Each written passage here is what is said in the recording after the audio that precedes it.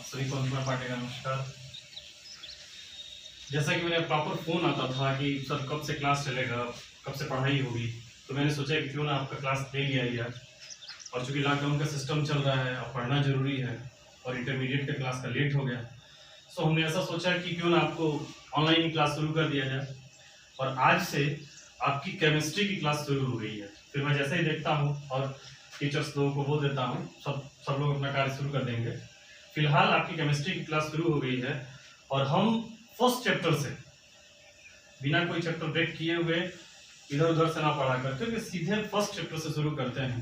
बस आपको एक काम करना है कि जितना मैं पढ़ाया वो आपको सिर्फ और सिर्फ एक बार वीडियो, 2 बार वीडियो, 3 बार देख करके उसको समझना है और नोट करना है। ठीक, चलिए हम आपका क्लास शुरू करते हैं, जब ज्यादा बात ना करते हुए। चलिए आपका क्लास सब शुरू करते हैं हम। पहले तो हम सिलेबस के बारे में जिक्र कर लेते हैं कि आपका सिलेबस क्या है।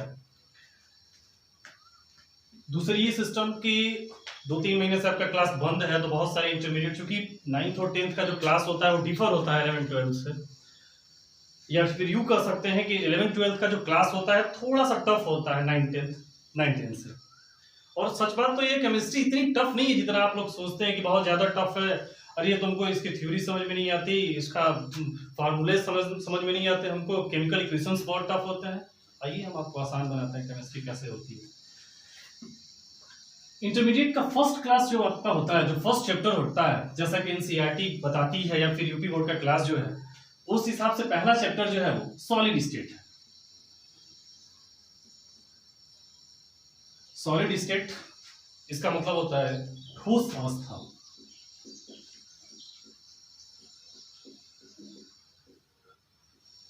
इस चैप्टर के अंतर्गत कुल मिलाकर के ठोस अवस्था के अंतर्गत हम जितनी भी प्रॉपर्टीज होती हैं ठोस की, वो ठोस बनता कैसे है, एक्चुअली इसके पार्टिकल्स जुड़े कैसे हैं, इसकी संरचना कैसी बड़ी होती है, इसकी संरचनाएं छोटी से बड़ी कैसी होती हैं, ये कब अपने आप का आकार प्राप्त करता है, ये लिक्विड से ठोस में कैसे जाता है, इन सारी चीजों के बारे में हम जिक्र करेंगे। लेकिन उससे पहले हम जिक्र करते हैं कि हमारी केमिस्ट्री क्या होती है।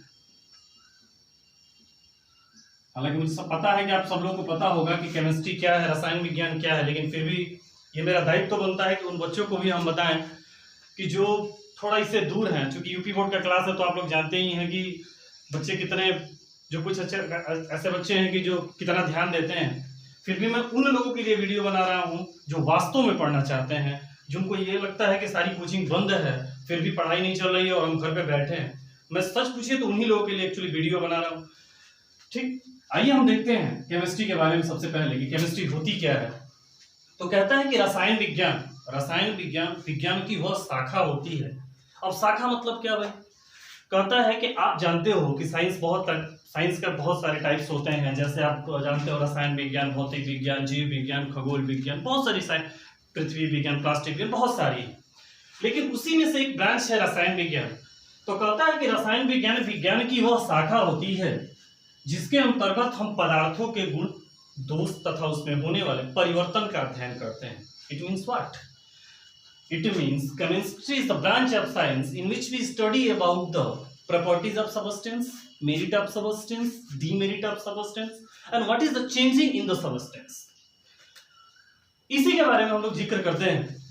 तो कहता है कि केमिस्ट्री रसायन विज्ञान की वह शाखा है जिसके अंतर्गत हम पदार्थों के गुण, दोष तथा उसमें होने वाले परिवर्तन का अध्ययन करते हैं। अच्छा भैया, चलिए तो अब बात करते हैं ठोस अवस्था। तो कहता है कि आप सोच के देखो कि ठोस पहले ही तो नहीं आ गया होगा, पहले तो इसके अलावा भी तो कुछ होगा। अर्थात अगर हम जमीन पे आए होंगे तो हमारे पास सारी चीजें होंगी, पानी भी होगा, हवा भी होगी, ठोस भी होगा, सब कुछ होगा, लाइट भी होगी। आखिर ये ठोस आया कहां से? ये ठोस किसका पार्ट है? तो कहता है ये है कि जो ठोस होता है भाई, यह द्रव्य का ही पार्ट है। इसको आप मैटर बोलते हो अंग्रेजी में। यह द्रव्य का ही एक पार्ट है। अब सवाल बहुत सारे बच्चों के मन में ये चल रहा होगा कि यह द्रव्य क्या है, क्योंकि एक्चुअली देखो मेरे बताने का जो तरीका वो बहुत डिफरेंट है। क्योंकि मैं सोचता हूं कि अगर कुछ बता रहा हूं आपको तो पूरा इसके आदि से अंत तक, इसका मतलब शुरू से अंत तक हम इसको खत्म करें। क्योंकि आप फिर कल के डेट में ये किसी से जाकर ना पूछो कि साहब ये क्या है, इसलिए मैं सोचता हूं कि जो आपको बता रहा हूं क्लियर कर दूं। ठीक, तो कहता है अगर द्रव्य के बारे में जिक्र करूं तो यह द्रव्य का ही पार्ट होता है ठोस। द्रव्य क्या होता है, तो इसकी आसान सी थ्योरी है कि आप आंखें बंद किए हो और अपनी आंखों को खोल दो, जो कुछ भी दिख रहा है, जो कुछ भी आपकी आंखों से दिख रहा है, everything is a part of matter. अब ये तो थ्योरी नहीं हो सकती ना, तो थ्योरी क्या होती है साहब? तो कहता है द्रव्य के बारे में कि द्रव्य वह है जो स्थान घेरता है, जिसमें कुछ न कुछ भार होता है, तथा जिन्हें हम अपनी ज्ञानेंद्रियों के द्वारा छू सकते हैं या हम महसूस कर सकते हैं। अर्थात द्रव्य वह भाग होता है जिसे हम छू सकते हैं, महसूस कर सकते हैं,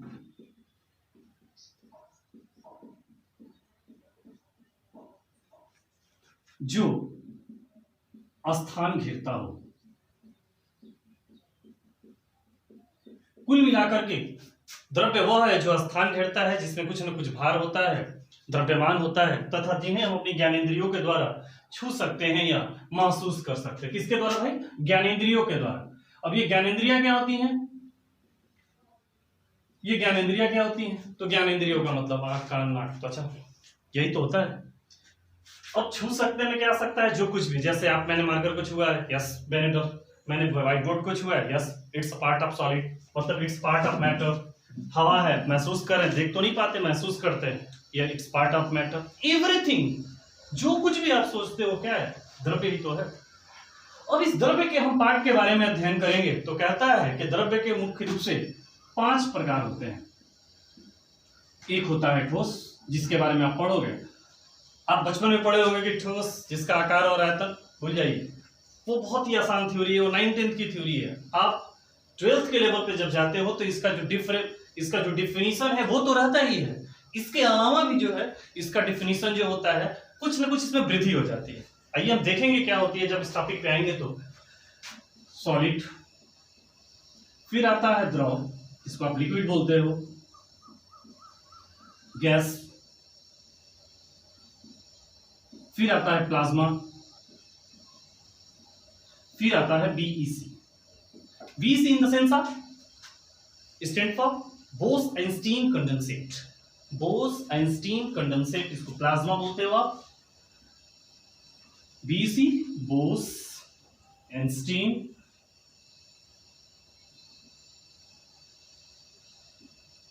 कंडेंसेट। ठीक, अब हम इसके बारे में एक एक करके जिक्र कर रहे थे, फिर हम चलेंगे ठोस पे। तो ठोस के बारे में क्या करता है, ये हम नीचे से चल, ये चूंकि आपके टॉपिक में नहीं है, ये आपके टॉपिक में नहीं है। टॉपिक में नहीं है का मतलब क्या होता है? प्लाज्मा और बीईसी के बारे में हम अध्ययन जो करते हैं, ये एक्चुअली एनर्जी का पार्ट होता है। जैसे आप बीईसी के बारे में बात करोगे ना, तो इसमें हम, जैसे आप दीपक जलाते हो, दिया जलाते हो, तो उसके द्वारा जो एनर्जियां निकलती हैं, जिसके द्वारा जो सिस्टम्स निकलते हैं, उसका अध्ययन हम करते हैं इसके अंतर्गत। इसके अंतर्गत हम बहुत सारी ऊर्जाओं का अध्ययन करते हैं, न्यूक्लियस फ्यूजन, न्यूक्लियर फिजन, इसके द्वारा जो ऊर्जाएं निकलती हैं उसके बारे में अध्ययन करते हैं। तो ये आपके टॉपिक का नहीं है, ये दूसरे क्लास का टॉपिक है, या फिर यूं कह सकते हैं कि आप अपर क्लास में जाओगे तो अध्ययन करोगे इसका।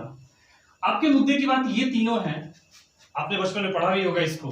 गैस के बारे में, ठोस के बारे में हम पहले जिक्र करते हैं। आइए हम एक एक करके पहले जिक्र कर लेते हैं कि हमारा ठोस क्या होता है, द्रव क्या होता है और गैस क्या होता है। ठीक, तो कहता है कि ठोस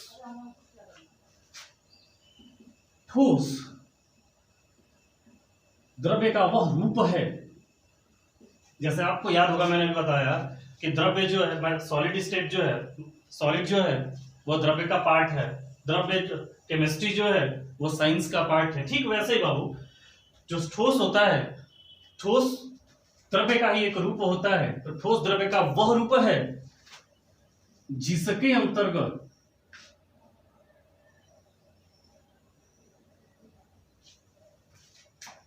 ठोस द्रव्य का वह रूप है जो अपने कणों के स्थान परिवर्तन का विरोध करता है।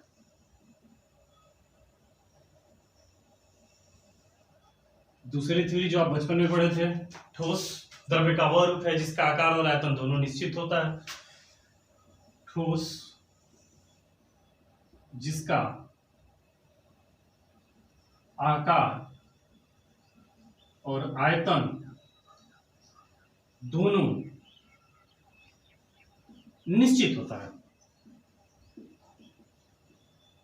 अब इसके बारे में क्या होता है बाबू, थोड़ा सा और अध्ययन करते हैं इसके बारे में और जानते हैं मेरे दोस्तों। कहता है कि ये वाली बात आपको समझ में नहीं आई, परिवर्तन का विरोध। किसका भैया? स्थान के परिवर्तन का विरोध। ये क्या होता है?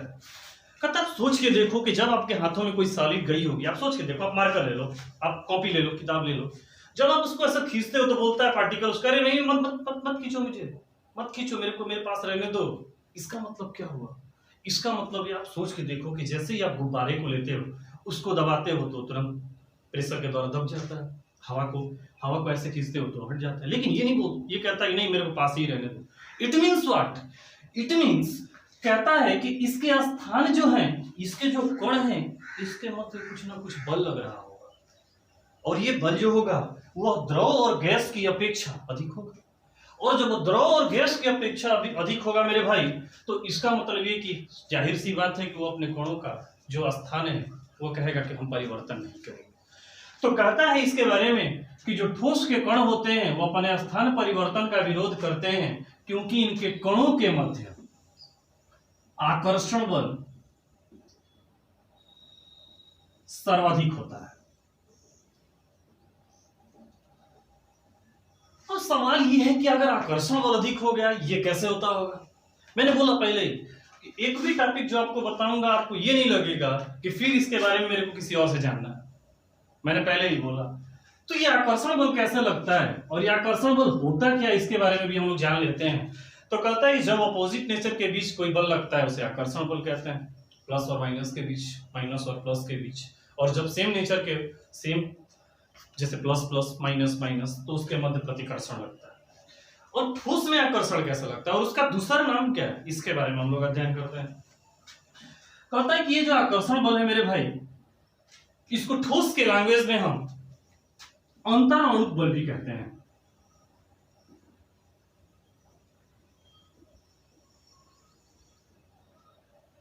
अंतराणुक बल भी कहते हैं। ये अंतराणुक बल क्या होता है भाई?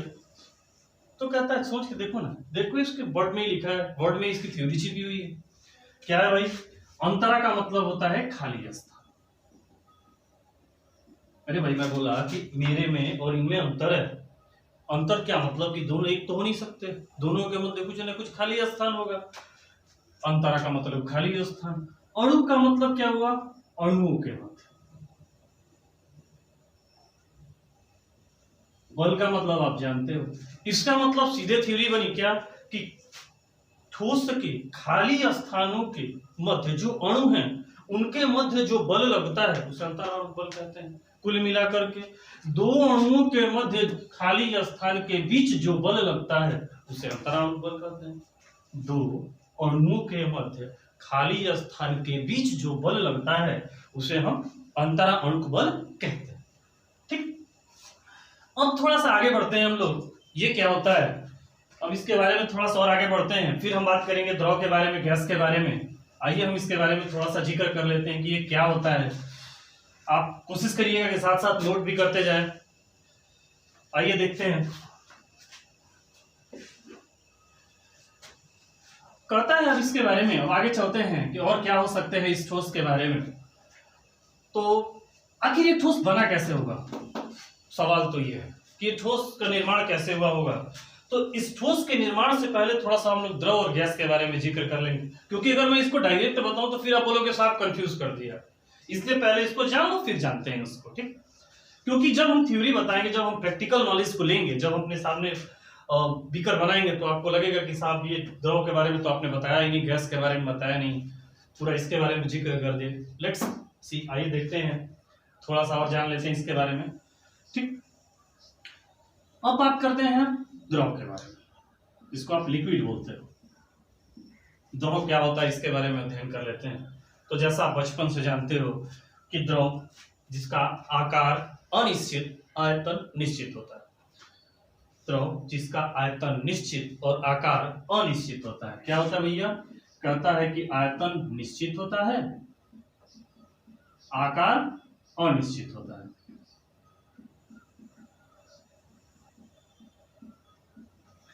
आयतन निश्चित, आकार अनिश्चित। अब कहता है इसके थोड़ा सा बताओ तो, कुछ समझ में नहीं आया। क्या बताया आपने? आयतन निश्चित, आकार अनिश्चित। अब सोच के देखो कि आप एक बीकर, एक बर्तन लिए हो, अब बर्तन में मम्मी ने बोला आपको, गार्जियन ने आपके बोला कि बेटा पानी लेते हो। आपने बोला मम्मी वहां पे ग्लास नहीं है। मम्मी ने बोला ठीक है मग में लेते हो। आपने बोला मम्मी मग नहीं है वहां पे, कैसे लेके आए? तो मम्मी ने बोला बाल्टी में लेते हो। इसका मतलब क्या है? इसका मतलब ये है कि जो मैटर है हमारा, जो आयतन है, जो बाल्टी में रख सकते हो, जिसे हम आप ग्लास में रख सकते हो, जिसे आप मग में रख सकते हो, वो परिवर्तित नहीं होता। लेकिन जो पानी है उसका आकार परिवर्तन हो सकता है। वो ग्लास में भी आ सकता है, वो बीकर में भी आ सकता है, वो मग में भी आ सकता है, वो बाल्टी में भी आ सकता है। It means what? It means, इसका मतलब ये हुआ कि इसका आयतन निश्चित है, आकार अनिश्चित है। जैसे आप दुकान पे जाते हो, बोलते हो साहब हमको ऑयल दे दो, हमको मस्टर्ड ऑयल दे दो। वो बोलता है ठीक है कितना चाहिए बेटा? बोलता है, आप बोलते हो मेरे को 1 लीटर चाहिए। वो उठाता है और एक सफोला या फॉर्चून का आपको डब्बा दे देता है। आप घर पे लाते हो तो मम्मी बोलती है कि आज पूड़ी बनाएंगे इस पे। तो पूड़ी बनाने के लिए मम्मी क्या करती है, उसको कढ़ाई में डाल देती है। और जैसे ही उसको कढ़ाई में डालती है, देखते हो आप कि अरे ये तो डब्बे में था, फिर कढ़ाई में आ गया। आप सोच के देखो कि क्या वो 1000 ml जो तेल था, ऑयल था, क्या उसकी मात्रा चेंज हो गई? नहीं, हाँ, आकार चेंज हो गया। इट मीन्स, इसका मतलब ये हुआ कि जो द्रव होता है उसका आयतन निश्चित होता है और आकार जो होता है वो अनिश्चित होता है। ठीक, अब थोड़ा सा और इसके बारे में जानते हैं, ऐसा क्यों होता है, इसके पीछे रीजन। अच्छा, एक चीज और सोचिए, हमने यहां पे भी बोला था कि इसका आयतन निश्चित और आकार अनिश्चित, सॉरी, आयतन और आकार दोनों निश्चित होता है। अब थोड़ा सा यहाँ पे जानना है आपको बाबू कि हम जब इसके आयतन के बारे में बात करते हैं, इट मीन्स हम लंबाई चौड़ाई ऊंचाई के बारे में बात करते हैं। याद रखिएगा ये बात हमेशा, ये कॉन्सेप्ट हमेशा याद रखिएगा कि जब हम आयतन के बारे में बात करते हैं ठोस की, तो इसमें हम लंबाई चौड़ाई ऊंचाई के बारे में बात करते हैं। और जब हम द्रव के बारे में बात करते हैं इसके आयतन की, तो हम इसके मात्रा के बारे में बात करते हैं। ये बात हमेशा। अब मैंने क्यों बताया इसके मात्रा, क्योंकि जब आप सोल्यूशन पढ़ोगे तो उसमें बार बार आयतन लिखेगा, तो आप सोचोगे अरे साहब इसमें तो लंबाई चौड़ाई आएगा क्या, तो फिर प्रॉब्लम हो जाएगी। तो आप जाने रखिए हमेशा, मेमोराइज रखिए हमेशा कि जो द्रव है उसके बारे में अगर हम आयतन के बारे में बात कर रहे हैं, इट मीन्स उसकी मात्रा के बारे में बात कर रहे हैं। We are talking about the volume of the liquid. Clear है? आइए देखते हैं, आयतन निश्चित, आकार अनिश्चित। दूसरा सिस्टम क्या होता है मेरे भाई? दूसरा क्या होता है कि इसमें आकर्षण बल, किसमें? द्रव में आकर्षण बल ठोस की अपेक्षा कम लगता है। द्रव में आकर्षण बल ठोस की अपेक्षा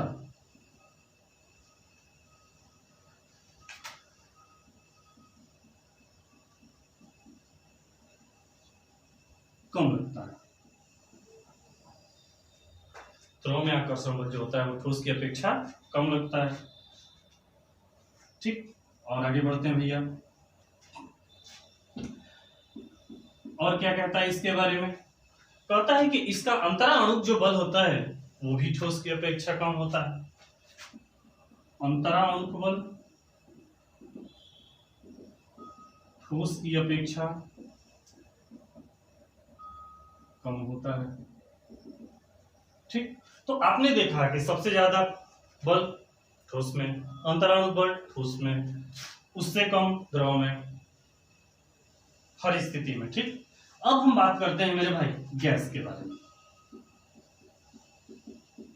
तो गैस क्या कहता है कि जिसका आकार और आयतन दोनों अनिश्चित होता है, मतलब there is no shape and size in the gas. Simple. आप सोच के देखो कि आप उसको जैसे ही आप सिलेंडर में डालते हो, तो सिलेंडर में डालने के बाद भी उसका आकार डिफरेंस ही होता है, क्योंकि उसके बाद आप पाइप के थ्रू आता है वो, तो वहां पे उसका जो सिस्टम है वो चेंज हो जाता है। फिर जब आप उसको यूज करते हो तो कुछ मात्राएं उसका वेस्ट हो जाती हैं। इसका मतलब ये भी हुआ कि इसका आयतन और आकार दोनों क्या होता है? अनिश्चित होता है। जानने वाली जो बात आपकी ये है मेरे भाई, ये है कि ये ऐसा क्यों होता है? क्योंकि इसमें आकर्षण बल नहीं होता। अगर मैंने बोला कि आकर्षण बल नहीं होता, इसका मतलब क्या होगा? प्रतिकर्षण बल लग रहा होगा। अब सोच के देखो, मैंने बोला कि आप बहुत अच्छे हो, इसका मतलब क्या कि आप बुरे नहीं हो। मैंने बोला आप बहुत बुरे हो, इसका मतलब क्या हुआ? आप अच्छे नहीं हो। मैंने बोला कि इसमें आकर्षण बल नहीं होता, इसका मतलब ये हुआ भाई दो ही तो बल होता है, एक अपना आकर्षण होता है, दूसरा प्रतिकर्षण। तो इसमें आकर्षण बल अगर नहीं होता है, इसका मतलब इसमें क्या होता है? प्रतिकर्षण बल कार्य करता है, कार्य करता है।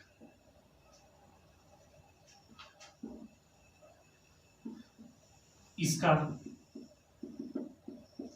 आकार और आयतन दोनों अनिश्चित होते हैं। इसमें अंतराणु बल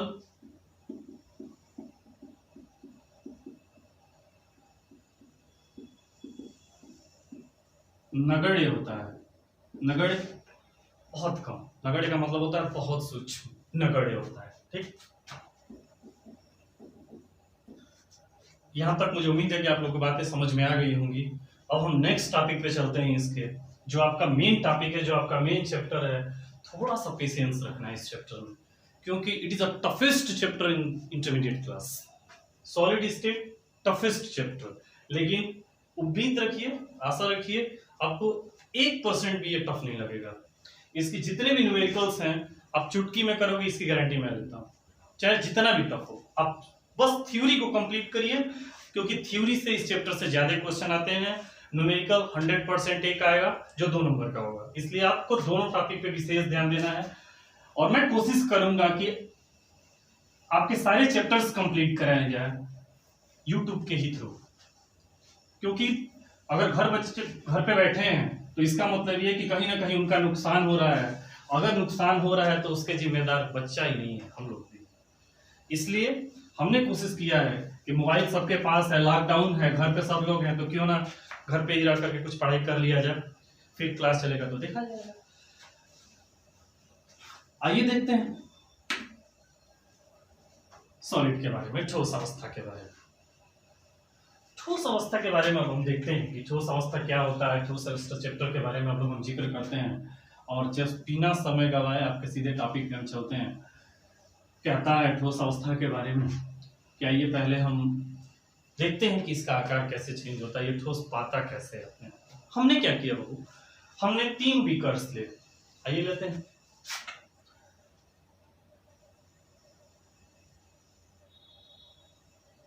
हमने 3 बर्तन लिए,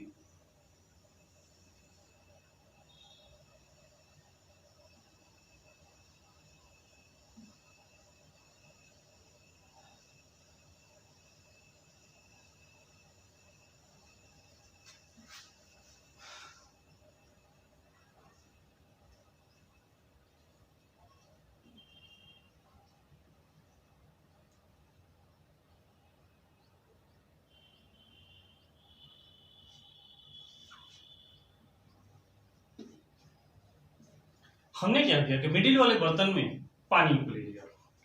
चलिए ले लेते हैं।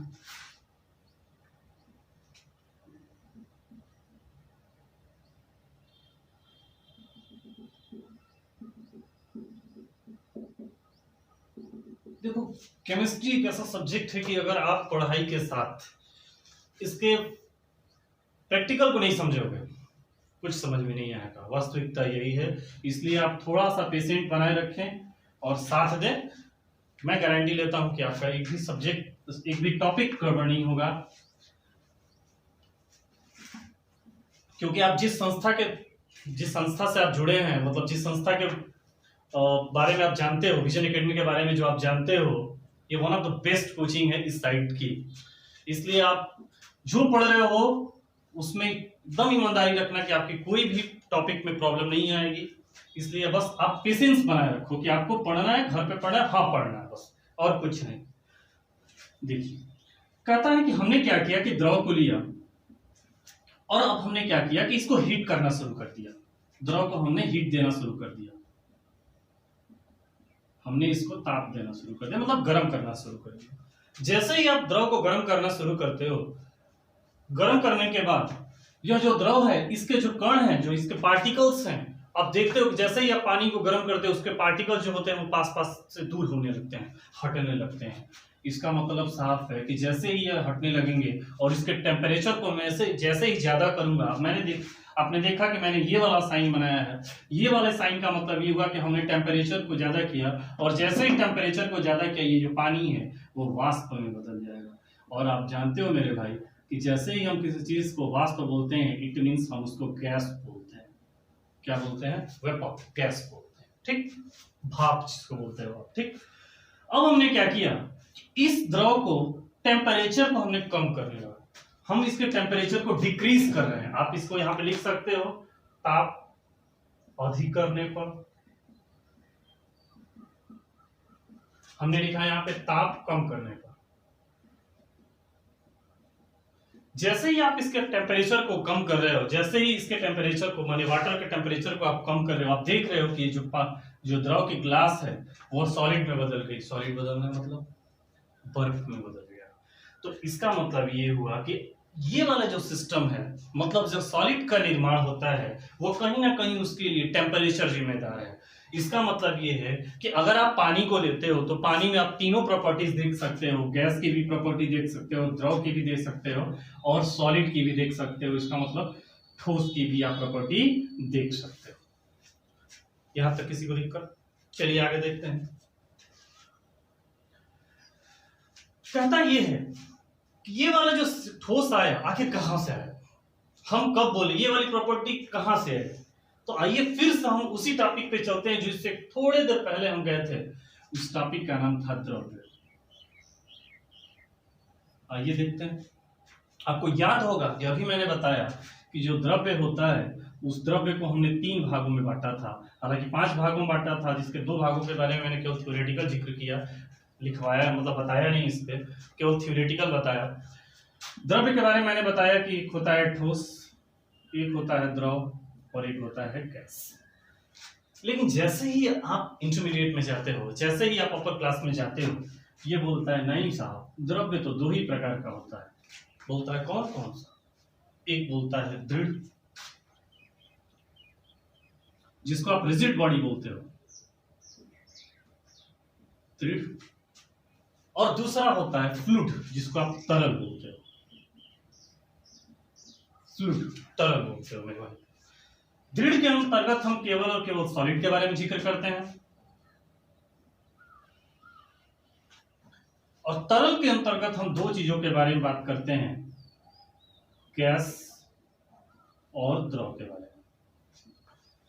इसके अंतर्गत हम गैस, द्रव और गैस के बारे में बात करते हैं, और इसके अंतर्गत हम सॉलिड के बारे में बात करते हैं, ठीक।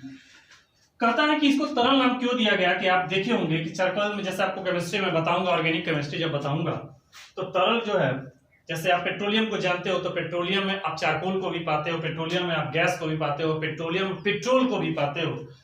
तो इस हिसाब से देखते हुए द्रव्य को 3 भागों में ना बांट करके द्रव्य को 2 भागों में हमने बांट दिया। एक को रिजिड बोल दिया, दृढ़ बोल दिया, और एक को तरल बोल दिया, ठीक। कल के क्लास में हम आगे के बारे में जिक्र करेंगे, जिसमें हम ठोस को 2 भागों में बांटेंगे, जिसको हम क्रिस्टल बोलेंगे, क्रिस्टलीय बोलेंगे, और क्रिस्टलीय बोलेंगे।